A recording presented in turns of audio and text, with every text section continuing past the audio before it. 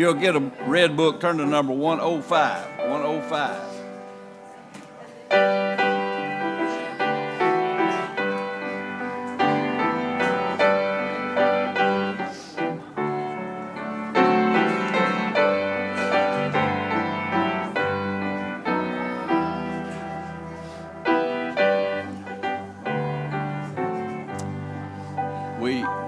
As all of you know, we've lost two of our faithful members this week. Kind of tough on us. But just think how beautiful heaven must be this morning. We read of a place that's called heaven. It's made for the pure and the free. These truths in God's word He has given. How beautiful heaven must be. How beautiful heaven must be. Sweet home of the happy and free. Where haven of rest for the weary. How beautiful heaven must be. In heaven no drooping nor pining, no wish for elsewhere to be. God's light is forever there shining. How beautiful heaven must be. How beautiful heaven must be.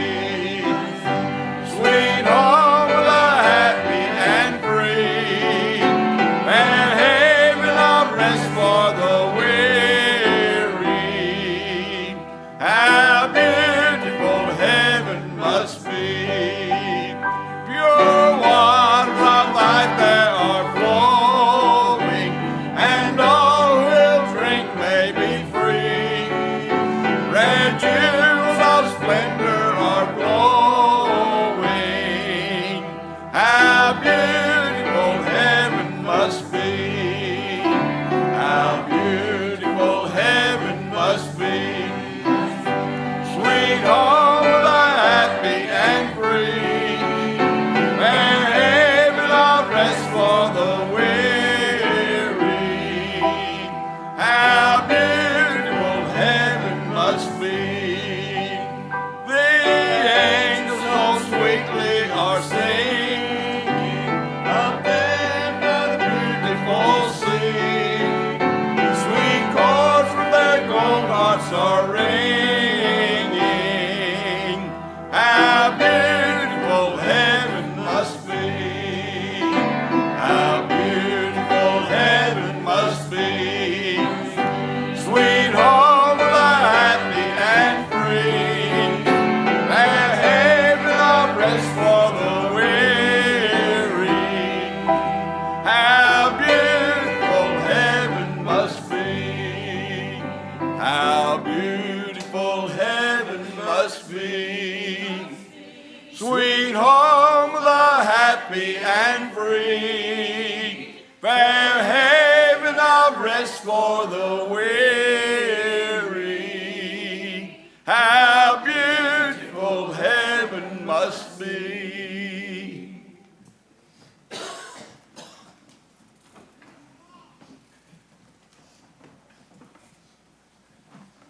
Good morning, everybody. It's good to be back again. Happy New Year. It's our first Sunday in service. My math's right. Is it right? Okay. We've been sick this week, so it's just, we started the New Year off sick, so it was about 2 a.m. that morning. It was rough. But anyways, we're bounced back real quick, and we're happy to be here. Earl, I'm going to be honest, a couple weeks ago, I didn't hear but about half your message. I got off on Bunny Trail.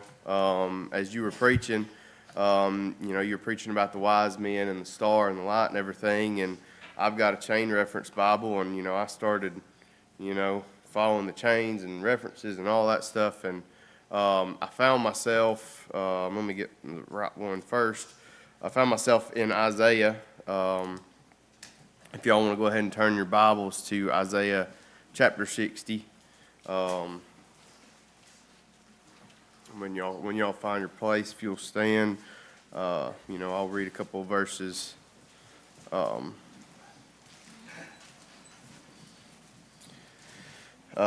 Isaiah chapter 60, verse 1, it says, "Arise, shine, for thy light is come, and the glory of the Lord is risen upon thee.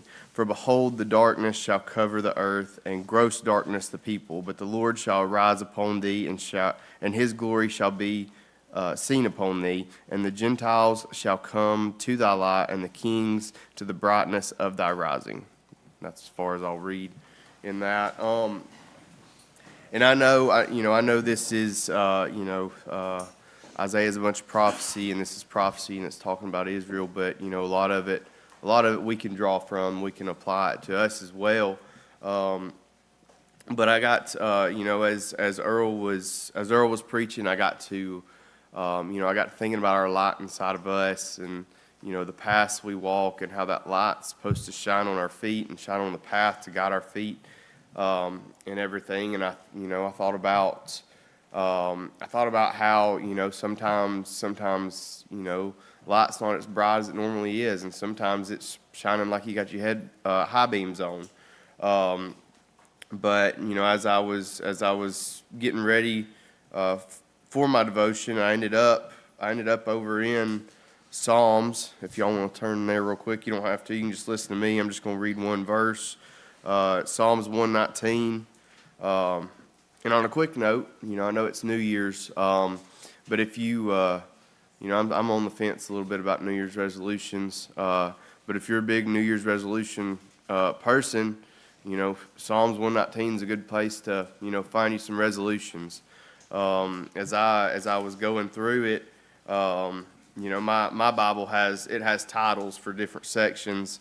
But it goes anywhere from keeping God's testimonies, observing God's law, delight in God's law, find comfort in God's tender mercies. I mean, there's so many different sections to this chapter, and so much we can draw from.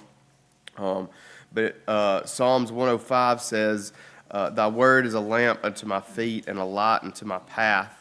I really got thinking. Why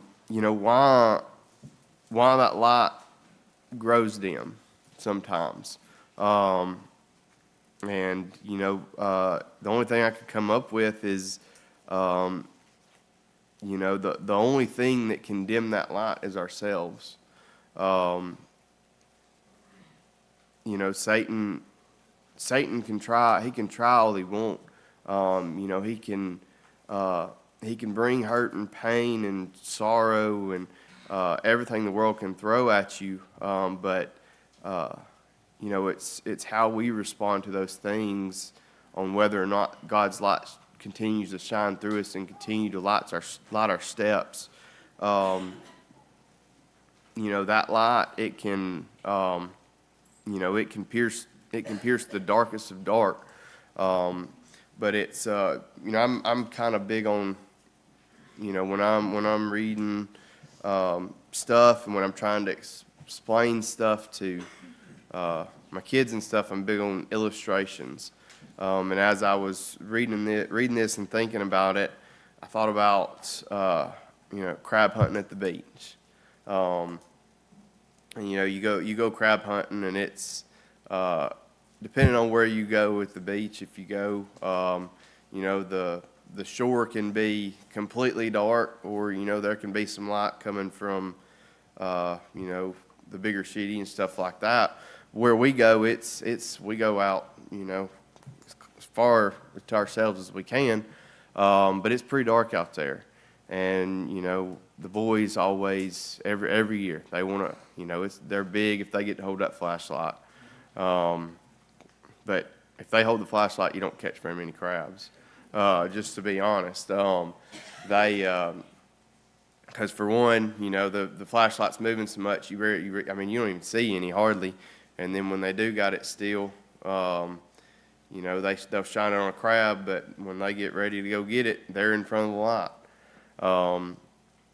And then even if you're holding the light, guess who's right in front of it? The closer you get to them crabs, and that's God's light. It's there in us. God's holding that light, and it's up to us on whether we let it shine through or not. If we get out of the way, we can really. So if we get out of the way, then we can really run our race.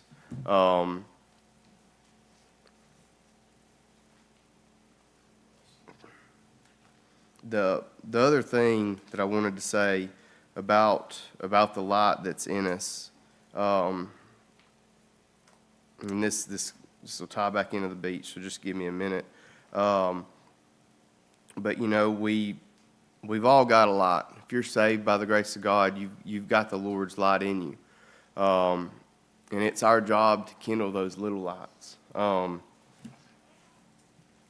I was saying about the beach, them boys, they don't have a clue how to hold a light right. I don't know if anybody, I don't know that I ever have the instance in my life, but I'm sure some of you do about holding a flashlight for your daddy. You're always holding it wrong.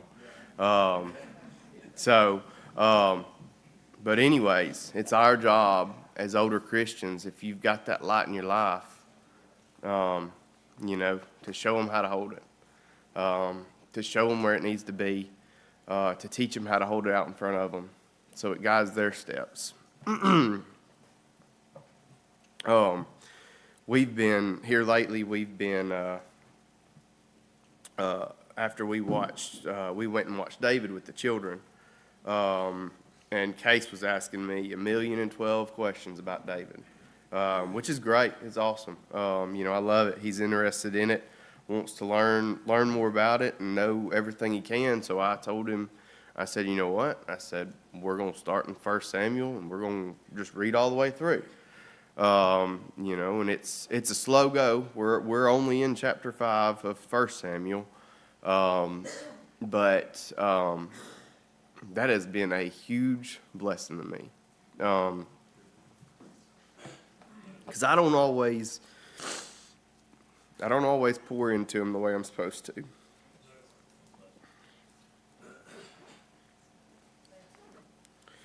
But when you get the chance, God blesses you so. And my light might not always be as bright as it's supposed to be. But when I get to do that, it gets a whole lot brighter.